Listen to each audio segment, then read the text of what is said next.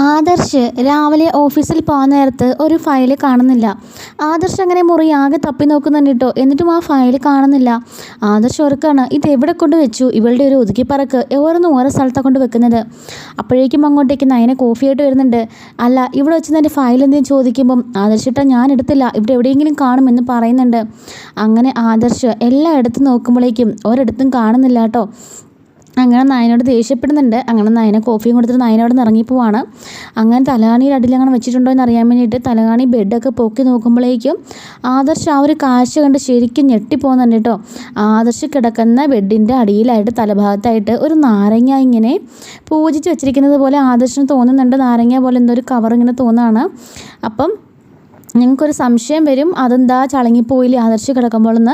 അപ്പോൾ തലാണിയുടെ ആ ഒരു സൈഡിലായിട്ട് ചെറിയൊരു ഈ നമ്മുടെ കട്ടിലൊക്കെ കാണുന്ന ഒരു കമ്പ് പോലെ ഉണ്ടല്ലോ, അപ്പോൾ അവിടെയായിട്ട് കെട്ടി ഇങ്ങനെ സൂക്ഷിച്ച് വെച്ചിരിക്കുകയാണ് ആദർശ് കാണാതെ.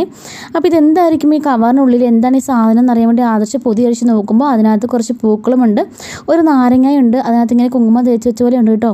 ഈശ്വര, ഇതെന്താ കൂടത്രമാണോ എന്നിങ്ങനെ ആദർശ് ഞെട്ടി നിൽക്കുകയാണ്. അപ്പോഴേക്കും ആ മുറിയിലേക്ക് ദേവയാനി കയറി വരുന്നുണ്ട്. ആ മോനെ പോകാൻ ഇറങ്ങിയില്ല ഇതുവരെ, സമയത്തിനായല്ലോ എന്ന് പറയുമ്പോഴേക്കും എന്താ മോൻ്റെ കയ്യിൽ നിന്നും ചോദിച്ചുകൊണ്ട് ദേവേനെ ഒന്ന് തൊട്ട് നോക്കുന്നുണ്ട്. അപ്പോഴേക്കും ഒരു പൂക്കളും അതുപോലെ തന്നെ അതിനകത്ത് നാരങ്ങായും ആ കുങ്കുമപ്പൂഒക്കെ കാണുന്ന ദേവേനെ അക്ഷരാർത്ഥത്തിൽ ഞെട്ടിപ്പോവാണ്. ഇത് എവിടെ നിന്നാണ് കിട്ടിയെന്ന് ചോദിക്കുമ്പോൾ ദാ എൻ്റെ തലാണിയുടെ അടിയിൽ ബെഡ് പൊക്കിയപ്പോഴേക്കും ഈ കട്ടിലിൻ്റെ സൈഡിൽ ഇങ്ങനെ കെട്ടിയിട്ടിരിക്കുകയായിരുന്നു.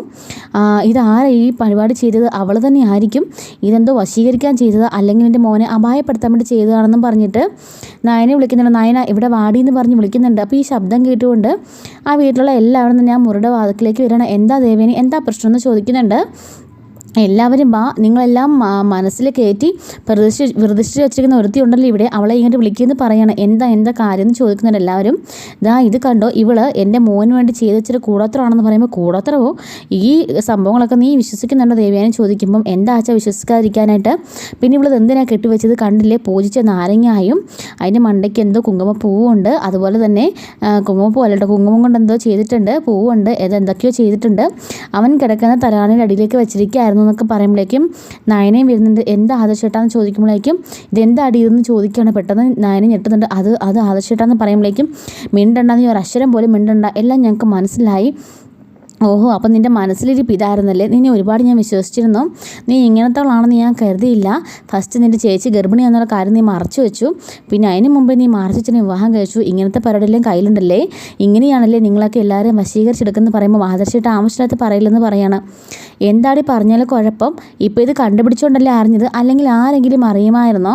അപ്പോഴേക്കും ദേവേനി പറയാണ്, വെറുതെ അല്ല എൻ്റെ മോൻ ഈയിടെയായിട്ട് ഓരോരോ കഷ്ടകാലങ്ങൾ വന്നുകൊണ്ടിരിക്കുന്നത്, ഇവൾ വന്ന് കയറിയ പ്രാവശ്യം എത്ര പ്രാവശ്യം എൻ്റെ മോന് വയ്യാതായിട്ടുണ്ട്, എല്ലാം ഇവൾ ഒറ്റ കാരണമാണ്, നിന്നെ വശീകരിച്ച് അവളുടെ വീട്ടിലേക്ക് കൊണ്ടുപോകാൻ വേണ്ടിയിട്ടും ഈ സ്വത്തുക്കളിൽ അടിച്ചു മാറ്റാൻ വേണ്ടിയിട്ടും ഇവൾ ചെയ്തതാവും എല്ലാം എന്ന് പറയുന്നുണ്ട്.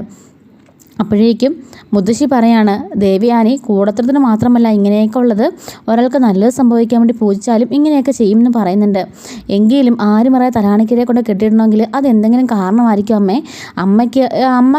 അമ്മ പണ്ടത്തെ കാലത്തെ ഓർത്തായിരിക്കും അമ്മ പറയുന്നത്. ഇപ്പം അങ്ങനെയൊന്നും അല്ല, എല്ലാവളമാരും പഠിച്ച കള്ളികളാണ്, വശീകരണമൊക്കെ ഇപ്പോൾ ഓരോ കുടിലിൽ വരെ ഓരോ സാമ്മാർ ചെയ്ത് കൊടുക്കുന്നുണ്ട്, അവിടെ നിന്നെങ്ങാണ് ഇവൾ ഒപ്പിച്ചതായിരിക്കും, ഇവളുടെ അമ്മ കൊണ്ട് കൊടുത്തായിരിക്കുന്നൊക്കെ പറയുമ്പം നയന പറയുന്നുണ്ട്, ആവശ്യമില്ലെന്ന് എൻ്റെ അമ്മയെ പറയരുത്, ഇങ്ങനെ ദേവയുടെ നേരെ കൈ ചൂണ്ടുമ്പോഴേക്കും ആദർശ് നിർത്തടി, ആറും നേരം നീ കൈ ചൂണ്ടുന്നത് എൻ്റെ അമ്മയുടെ നേരെയാണോ, മിണ്ടിപ്പോവരുത്, നിനക്ക് ഇനി പറയാനൊരു അവകാശമില്ല, എൻ്റെ മുറിയിൽ നിന്നും മാത്രമല്ല എൻ്റെ വീട്ടിൽ നിന്ന് തന്നെ ഇറങ്ങി പോയി തരാമോ എന്ന് ചോദിക്കുമ്പം മുത്തശ്ശൻ ആദർശി എന്ന് വിളിക്കുകയാണ്. അപ്പോഴേക്കും ആദർശം ഒന്നും മിണ്ടാതെ നിൽക്കുന്നുണ്ട്. എന്താടാ നിൻ്റെ വിചാരം, ഇറങ്ങിപ്പോന്ന് പറയാൻ ഈ വീട് ഞാൻ ആർക്കും എഴുതി തന്നിട്ടില്ല, ഈ വീട്ടിലുള്ള ഒരു പൂച്ചയ്ക്ക് സഹിതം അവകാശപ്പെട്ടതാണ്, നിൻ്റെ അമ്മയ്ക്കും നിനക്കുമുള്ള അതേ അവകാശം ഈ വീട്ടിൽ നയനയ്ക്കുമുണ്ട്, കാരണം നയന എൻ്റെ മകൻ്റെ മരുമകളാണ് എന്ന് പറയുന്നുണ്ട്, ഈ വീട് ഞാൻ ആർക്കും എഴുതി തന്നിട്ടില്ലല്ലോ, അതുകൊണ്ട് തന്നെ നിനക്ക് ഇവളോട് ഇറങ്ങിപ്പോകാൻ പറഞ്ഞാൽ യാതൊരു അവകാശമില്ല, തിരിച്ച് നയന നിന്നോട് ഇറങ്ങിപ്പോകാൻ പറഞ്ഞാൽ എന്തുമാത്രം അവകാശം നയനയ്ക്കുണ്ടോ അതേ അവകാശം മാത്രമേ നിനക്കുള്ളൂ, അതുകൊണ്ട് നീ ആ ഒരു വാക്ക് നീ ഓർമ്മ വെച്ചോണം എന്ന് പറയുന്നുണ്ട്. അപ്പോൾ പിന്നെ ആദർശനൊന്നും മിണ്ടാൻ പറ്റാതിരിക്കുമ്പോൾ നയനെ ഇങ്ങനെ പൊട്ടിക്കരയുന്നുണ്ട്. അപ്പോഴേക്കും ജാനകി, മോളെ കരയാതിരിക്കും മോളെ, ഇതിൻ്റെ സത്യാവസ്ഥ അറിയാം ചേച്ചി, എന്തിനാ ചേച്ചി ഇവിടെ പഴിക്കുന്നത്? അത് മാത്രമല്ല നയന ഒരു അക്ഷരം പോലും പറയാൻ സമ്മതിക്കുന്നില്ല, എന്താണെന്ന് അവളൊന്ന് പറയട്ടെ എന്ന് പറയുന്നുണ്ട്. അപ്പോഴേക്കും ഒന്നും പറയാനില്ല, എല്ലാം എനിക്ക് മനസ്സിലായെന്ന് പറയാണ്. അപ്പോഴേക്കും നയന പറയുന്നുണ്ട്, എൻ്റെ നിരപരാധിത്വം എനിക്ക് തെളിയിക്കണം, ഈ വീട്ടിലുള്ള എല്ലാവരും എൻ്റെ കൂടെ വരണമെന്ന് പറയുമ്പം ദേവേനി പറയാണ്, പിന്നെ ഇവിടെ ആർക്കും വേറെ ഒരു ജോലി ഇല്ലല്ലോ നിൻ്റെ കൂടെ വരാനായിട്ട്, ആദർശേ പോവാണ്ടടാ, നിന്നെ ഓരോന്നും പറഞ്ഞ് അവളെ മയക്കാൻ ശ്രമിക്കുക എന്ന് പറയുന്നുണ്ട്. നയന പറയാണ്, ഇല്ല ഞാൻ ആരെ മയക്കാൻ ശ്രമിച്ചിട്ടില്ല, ആദർശൻ്റെ സ്നേഹം ഞാൻ കൊതിച്ചിട്ടുണ്ടെന്നുള്ള ശരിയാണ്, പക്ഷേ അത് ഞാൻ നേരായ രീതിയിൽ മാത്രമേ ഉള്ളൂ, അല്ലാതെ ഞാൻ ഒന്നിനു വേണ്ടിയിട്ടും ഇവിടെ ശ്രമിച്ചിട്ടില്ല എന്ന് പറയുന്നുണ്ട്. എൻ്റെ കൂടെ എല്ലാവരും വന്നേ പറ്റുള്ളൂ എന്ന് പറഞ്ഞിട്ട് നയന വണ്ടിയിൽ കയറുന്നുണ്ട്. അപ്പോഴേക്കും എല്ലാവരും തന്നെ വണ്ടിയിൽ കയറുകയാണ്. എന്തായാലും സത്യാവസ്ഥ എല്ലാവർക്കും അറിയണമല്ലോ എന്നും പറഞ്ഞിട്ട് കേട്ടോ, അങ്ങനെ വീട്ടിലുള്ള എല്ലാവരെയും കൂട്ടിക്കൊണ്ട് അവർ വണ്ടിയിൽ കയറി പോവാണ് എല്ലാവരുടെ. അപ്പോഴേക്കും മീനാക്ഷി മാത്രമുള്ള വീട്ടിൽ വേലക്കാരിയെ മാറ്റി നിർത്തിയിട്ട് ബാക്കി എല്ലാവരോടും പോകുന്നുണ്ട്. അപ്പം ജയൻ പറയുന്നുണ്ട്, മോളെ അതിൻ്റെ ഒന്നും ആവശ്യമില്ല, മോളിങ്ങനെ ബേജാറാണ്, എന്തിനാ അവൻ എന്തെങ്കിലും പൊട്ടത്തരം പറഞ്ഞെന്ന് കരുതി മോളിങ്ങനെ ഇറങ്ങി പുറപ്പെടേണ്ട വല്ല കാര്യമുണ്ടോ? അല്ലച്ച, എൻ്റെ മേലെ വീണ കറ എനിക്ക് തെളിയിക്കണം, എൻ്റെ അമ്മയും ഞാനും ഒക്കെ അത്രക്കാരാണെന്നാണല്ലോ ഇപ്പോൾ ആദർശേട്ടനും അമ്മയൊക്കെ പറയുന്നത്, അതല്ല എനിക്ക് തെളിയിക്കണമെന്ന് പറയുന്നുണ്ട്.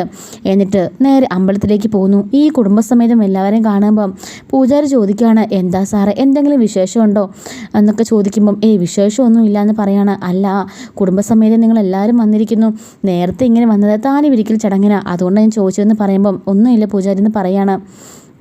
അപ്പോഴേക്കും നയന പറഞ്ഞിട്ടുണ്ട്, പൂജാരിക്ക് എന്നെ ഓർമ്മയുണ്ടോ? പിന്നെ നയന മോളെ എനിക്ക് ഓർമ്മയില്ലേ, മിക്കവാറും ദിവസം അമ്പലത്തിൽ വന്നിട്ട് ആദർശ മോൻ്റെയും ഈ മൂർത്തി സാറിൻ്റെ കുടുംബത്തിന് വേണ്ടിയിട്ട് വഴിപാട് കഴിക്കുന്നവളല്ലേ, ഞാൻ ഓർക്കാതിരിക്കൂ എന്ന് ചോദിക്കുമ്പോഴേക്കും എല്ലാവരും പരസ്പരം നോക്കുന്നുണ്ട്.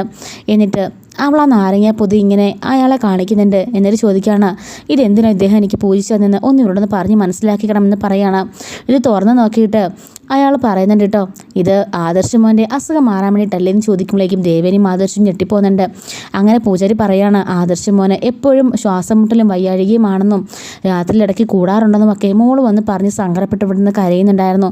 ഞാൻ ചോദിച്ചു എന്താ മോളെ കാര്യം, അപ്പം ഇതുപോലെ സങ്കടപ്പെട്ട കാര്യങ്ങൾ പറഞ്ഞിട്ട് പറയാണ്, എന്തെങ്കിലും പരിഹാരമുണ്ടോ, ശരീരപ്രദക്ഷിണമോ എന്ത് വേണമെങ്കിലും ഞാൻ ചെയ്യാം, എന്ത് പരിഹാരം വേണമെങ്കിലും ചെയ്യാമെന്ന് പറഞ്ഞപ്പോഴേക്കും പൂജാരിയാണ് പറഞ്ഞത്, അങ്ങനെയുള്ള ആവശ്യമൊന്നും ഇല്ല മോളെ, ഞാൻ ഈശ്വരൻ്റെ അടുത്ത് വിഗ്രഹത്തിൽ ചാർത്തിരിക്കുന്ന ഒരു നാരങ്ങ എടുത്ത് തരാം, അതിലേക്ക് കുറച്ച് പൂജിച്ചും തരാം, അതുതന്നെ കൊണ്ടുവന്ന് ആദർശ് കിടക്കുന്നിടത്ത് കെട്ടിയാൽ മതി, ആദർശിന് എല്ലാ അസുഖവും ദൈവം മാറ്റിത്തരുമെന്നൊക്കെ പറഞ്ഞിട്ട് എനിക്ക് തന്നതാണത്, ഞാനത് ആ മോക്ക് കൊടുത്തതാ, വിശ്വാസം ഉണ്ടെങ്കിൽ എല്ലാം നടക്കും, നയനമോക്ക് ഈശ്വരന് നല്ല വിശ്വാസമുണ്ട്, അതുകൊണ്ട് തന്നെ ഭർത്താവിൻ്റെ അസുഖം മാറാൻ വേണ്ടി അവൾ അത്രത്തോളം വിഷമിച്ചിട്ടുണ്ടെങ്കിൽ അത് ഉറപ്പായിട്ട് മാറിയിരിക്കും, അതിനുശേഷം പിന്നെ മോന് ബുദ്ധിമുട്ടൊന്നും ഉണ്ടായില്ലല്ലോ എന്ന് ചോദിക്കുമ്പോഴേക്കും ആദർശൊന്നും മിണ്ടാതെ നിൽക്കുകയാണ്. പറ ആദർശ്, എന്തെങ്കിലും ബുദ്ധിമുട്ടുണ്ടായോ എന്ന് ചോദിക്കാറുണ്ട് ജാനകി. ഇല്ല എന്ന് പറയുന്നുണ്ട്. എന്നിട്ട് ദേവയാനി ആകെപ്പാടെ ചൂളി നിൽപ്പുണ്ട്. എന്നിട്ട് പൂജാരിയുടെ മുത്തശ്ശൻ പറയാണ്, ഞങ്ങൾക്ക് എല്ലാവർക്കും വേണ്ടിയിട്ട് കുടുംബത്തിന് മുഴുവനും ഐക്യമുണ്ടാവാനും സന്തോഷം ഉണ്ടാവാനും വേണ്ടിയിട്ട് ഒരു പൂജ ചെയ്യുമെന്ന് പറഞ്ഞിട്ട് പൂജാരി അകത്തേക്ക് പറഞ്ഞു വിട്ടിട്ട് മുത്തശ്ശൻ മുമ്പിലോട്ട് കയറുന്ന ചോദിക്കുകയാണ്, അല്ല ഇപ്പം എന്തായി ദേവയാനി, മനസ്സിലായി നിനക്ക് ഒരു കാര്യം എടുത്തു ചാടി തീരുമാനം എടുക്കരുതെന്ന്, നയനേനെയും അവളുടെ അമ്മയും കുറിച്ചും കുറച്ച് മുമ്പേ കൂടി നീ എന്തൊക്കെയോ മോശമായിട്ട് പറഞ്ഞിട്ടുണ്ടായിരുന്നല്ലോ, ഇപ്പം എന്താ സംഭവിച്ചത്? അവളുടെ ഭർത്താവിനെ വശീകരിക്കാനല്ല ശ്രമിച്ചത്, അവൻ്റെ അസുഖമെങ്കിലും ഭേദമാകാനാണ് ശ്രമിച്ചത്, നിനക്ക് നിൻ്റെ ഭർത്താവ് എത്രത്തോളം വലുതാണോ അവൾക്കും അതുപോലെ തന്നെയാണ്, നയനമോളുടെ അത്രയും എന്തായാലും നിന്നെ കൊണ്ടാവാൻ പറ്റില്ല, നീ ഇന്നേ വരെ ഇവൻ്റെ കാര്യത്തിന് പൂജ ചെയ്തിട്ടുണ്ടെന്നല്ലാതെ ഇങ്ങനെ എന്തെങ്കിലും ചെയ്തിട്ടുണ്ടോ, ആദർശിൻ്റെ അസുഖം മാറാൻ വേണ്ടിയിട്ട് നീ എന്തെങ്കിലും ചെയ്തിട്ടുണ്ടോ എന്ന് ചോദിക്കുമ്പോഴേക്കും അവളോട് ദേവയാനി അവിടെ തലയും താഴ്ത്തി നിൽക്കാൻ കേട്ടോ. ഇപ്പം എല്ലാവർക്കും മനസ്സിലായില്ലേ നയനമ്മളുടെ മഹത്വം എന്താണെന്നുള്ളത്. അങ്ങനെ പൂജാരി ഉണ്ടെന്ന വഴിപാട് മേടിച്ചുകൊണ്ട് എല്ലാവരും തിരികെ വീട്ടിലേക്ക് പോകുന്നുണ്ട്. ആദർശാണെങ്കിലും അതിനോട് എന്നെ ക്ഷമിക്കണം എന്നൊക്കെ പറയുമ്പം നയനെ പറയാണ്, ഇത്രയ്ക്കും ചീപ്പായിട്ടാണ് ആദർശൻ എന്നെ എൻ്റെ അമ്മേനെയൊക്കെ കാണുന്നത് എനിക്ക് അറിയില്ലായിരുന്നു, ഇനി മേലാൽ ഞാൻ നിങ്ങളോട് യാതൊരു ബന്ധവുമില്ല എന്ന് പറഞ്ഞിട്ട് നയന അകത്തേക്ക് തന്നെ കയറി പോകുന്നുണ്ട് കേട്ടോ.